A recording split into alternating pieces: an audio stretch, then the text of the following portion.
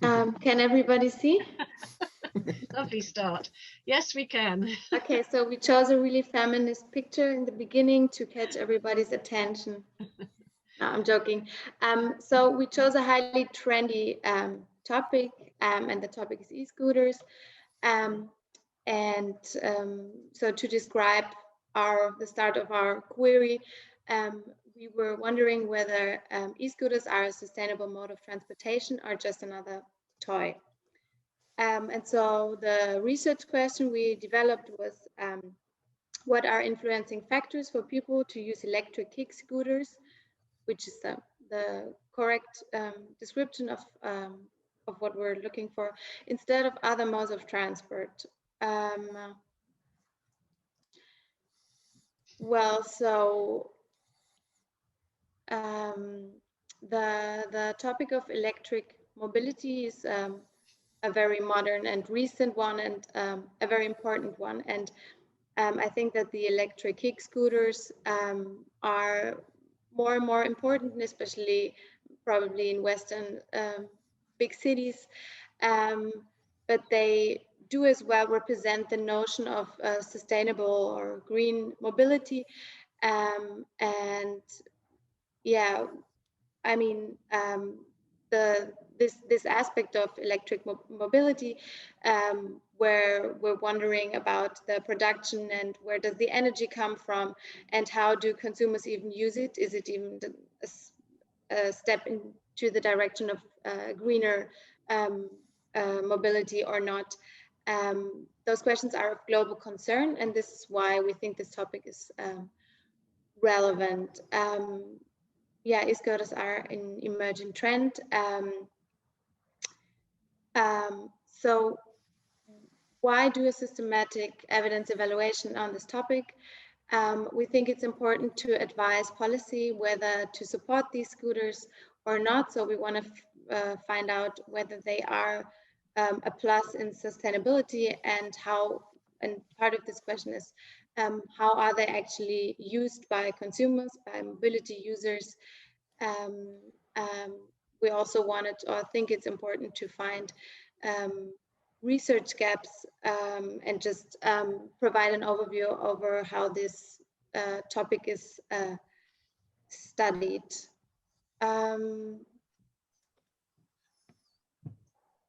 Well, yeah, topics are whether the car use is reduced, or whether people use them instead of cycling or walking would be a downward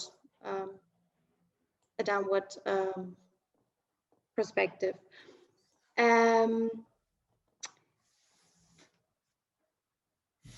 So still my slide. Yeah, shall I take over? Yes. Okay, so what we want to look at is what are the factors for people to use electric kick scooters, and some of the sub-questions that we had were what modes of transport got substituted, what are the socio-demographic parameters that classify users and non-users, what are the motivational factors behind the use of e-scooters, and what are intrinsic and external factors that have an impact. But also, is there a difference between renters and owners of e-scooters? So here on this slide, you can see our PICOs. So as population, we defined the mobility users and consumers of transportation. The intervention would be the use of the e-scooters. The counterfactual would be not using the e-scooter, and the outcome was defined as the motivating factors for shifting the transport mode and the substituted and alternative transport modes. And this leads me to our search strategy. On this slide, you can see some of the keywords, or actually all the keywords that we included in our search. I will not go through all of them, but on the next slide, you can then also see our Boolean search string. Yes, the combined one. And what I would like to highlight here is where we searched for our literature, which were the databases Web of Science and Scopus, and we also used Publish or Perish to find Scopus articles and Google Scholar. Thank you. Thank you, Carmen.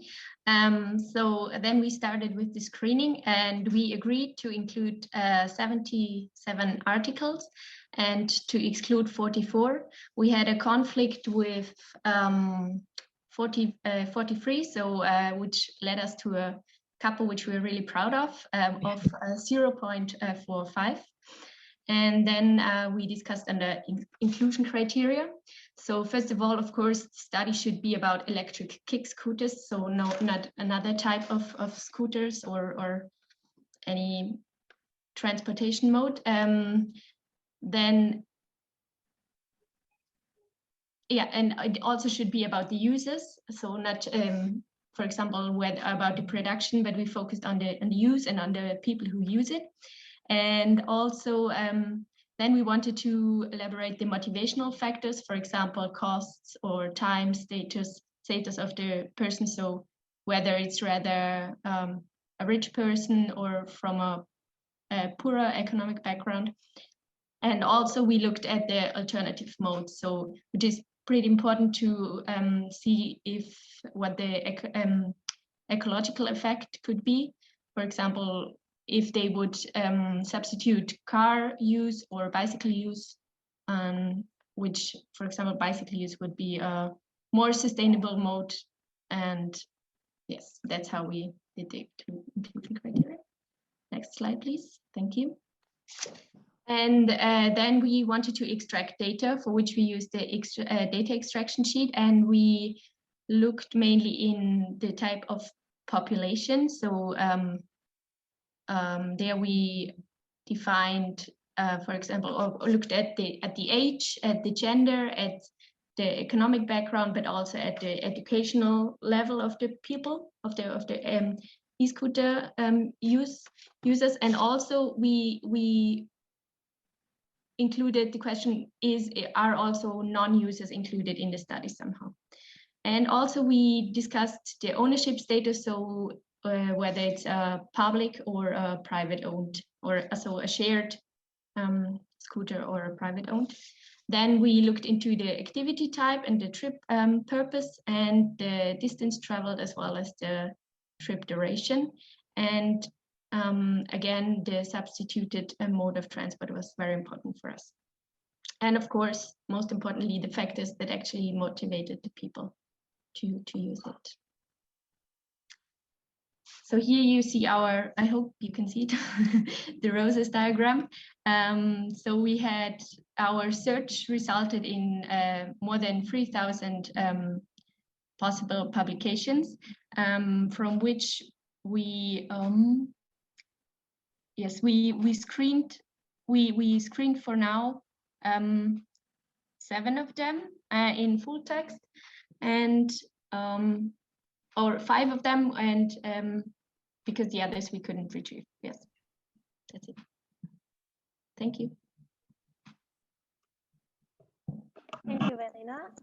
Okay, I will talk about our preliminary results. Here you can see the map showing the studies that we analyzed so far. We analyzed 3 studies in the USA. Some of the studies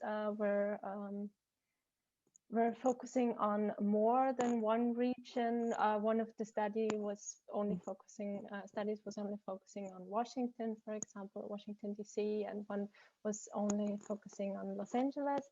Then we had one study from Austria, which was focusing on Vienna, and one study from New Zealand.